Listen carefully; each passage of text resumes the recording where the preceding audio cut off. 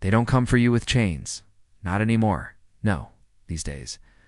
They come with whispers, with doubt disguised as advice, with smiles that never reach their eyes. They come in the quiet moments.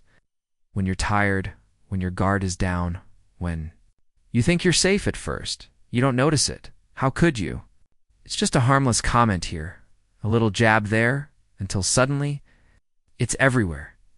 The coworker who praises you in public, but undermines you in meetings.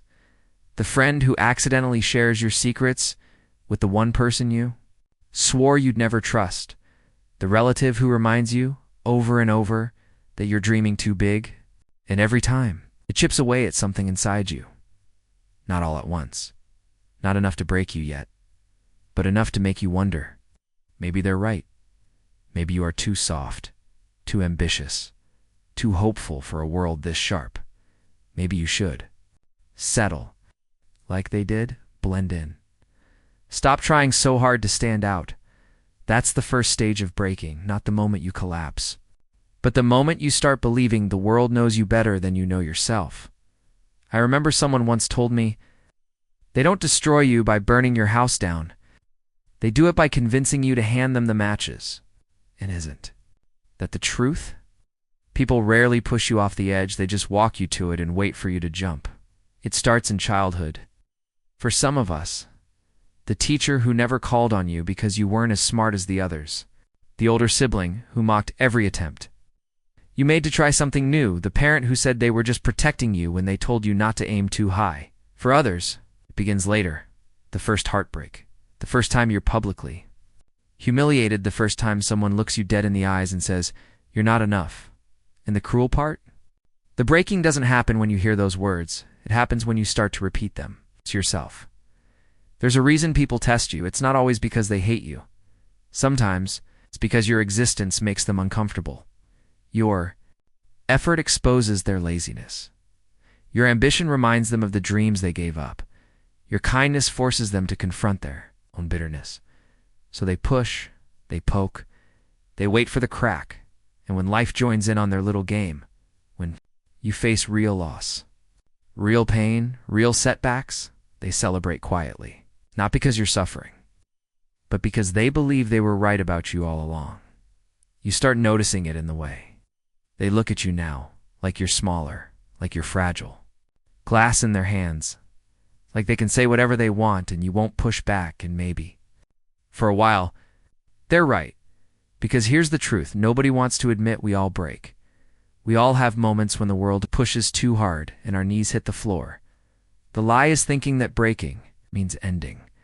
But in that moment, that low, heavy, suffocating moment, something strange begins to happen. You start to hear another voice, not theirs. Yours, the one they've been trying to drown out. And it's not loud yet, steady. It says, not yet, not today, not like this. It's, don't rise just yet. You don't roar or fight or run, not yet. But somewhere deep inside, something shifts. The breaking stops being a slow death and starts becoming a dangerous kind of rebirth. Asterisk. They think they've got you. That's the dangerous thing about people who believe they've broken you. They start to get careless. They stop hiding the smirks when you walk into the room. They talk about you like you're not there. They lower their voices only just enough to make you wonder what they're hiding. Knowing curiosity will eat you alive, and every little insult, every silent dismissal, every harmless laugh aimed at your back, it piles up, not like bricks on your chest anymore, more like fuel in your hands.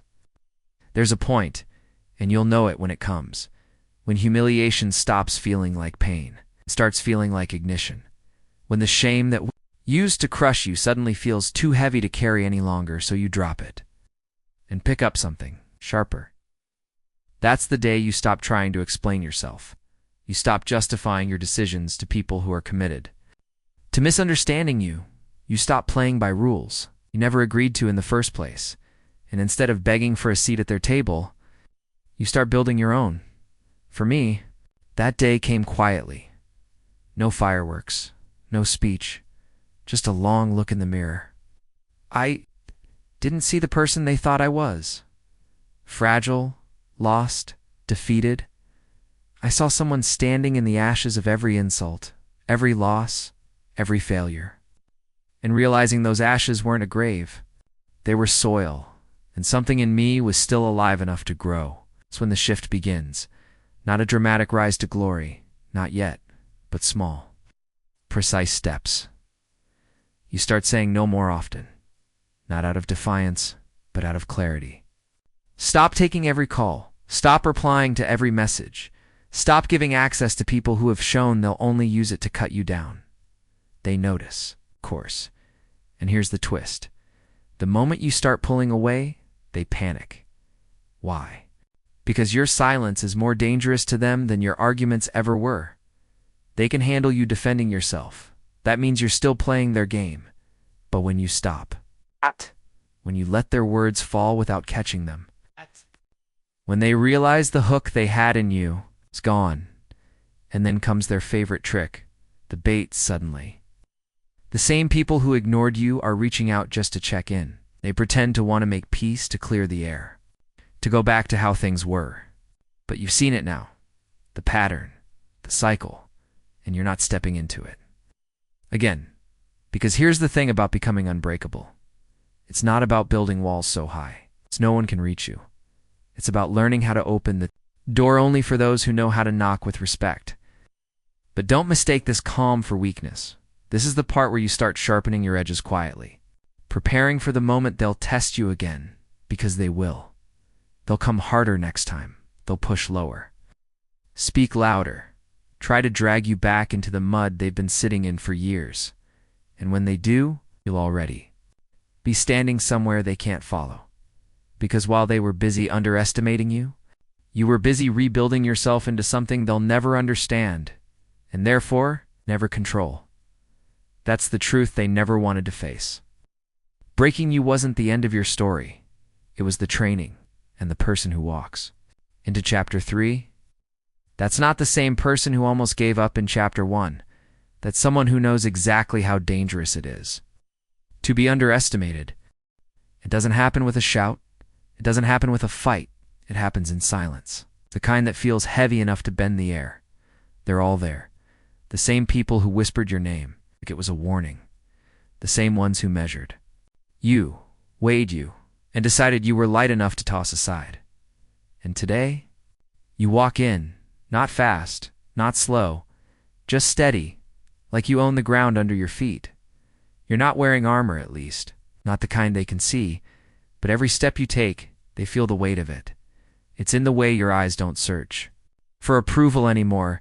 It's in the way you don't rush to fill the silence. Nervous words, you've changed.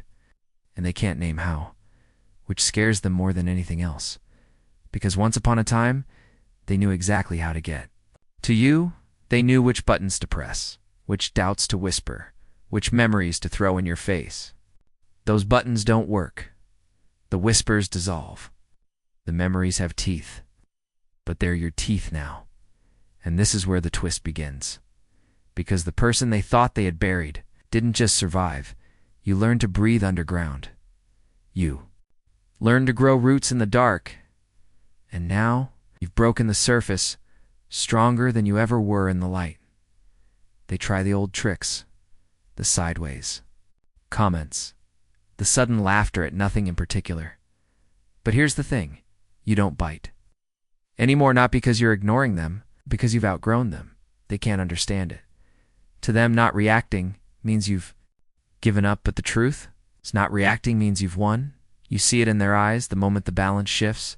It's not when you speak, it's when you smile. That small, calm smile that says, you have no power here. They look away first, always, because deep down, they know you're not the one trapped in the room with them anymore. They're the ones trapped in the room with you. And here's the climax, the moment you've been waiting for without even realizing it. They make one last attempt to pull you back, to drag you into the old rhythm. But instead of defending yourself, instead of explaining, you do something they never expected. You thank them, not sarcastically, not bitterly, but with absolute sincerity. Because without them, without the breaking, without the pushing, without the humiliation, You would never have built the version of yourself that's standing here now, and that is the strike. That knocks the air out of them. From that moment on, the game changes forever. They can't touch you, not because you're untouchable, but because you're no longer playing their game. You've walked out of their arena, built your own, and lit it with fire they can't stand close to. And the best part? You didn't need revenge. You didn't need to prove them wrong. You just needed to prove yourself right. And as you leave, that smile still on your face, they finally understand. You weren't just unbreakable. You were becoming unstoppable. Asterisk they thought the storm was over, that you had gone quiet because you were tired, because you had finally run out of fight. What they didn't know is that your silence wasn't surrender. It was the sound of you reloading. You didn't just step back, you stepped up, a way they couldn't see. While they were busy, filling the air with noise, you were sharpening your edges in the dark. No speeches, no declarations. The kind that doesn't need an audience. And then, without warning, the moment arrives. You're in the same room again. The same table, the same eyes watching. Expecting the same old dance. Someone takes the first shot. Casual, careless, the kind that used to make your heart race. But this time, you don't even blink. You don't defend. You don't explain. You don't need to. Instead, you do something far more dangerous. You look at them, really look, not as an opponent, not as a threat, but as a stranger to your world now. It lands not. Like a slap, like gravity, the realization settles into their bones. They no longer live in your head. They no longer rent space in your peace. And that's when the twist hits. They can feel your absence, even when you're standing right there. Because the old version of you, the one who bled for every opinion, the one who chased every scrap of approval, is gone.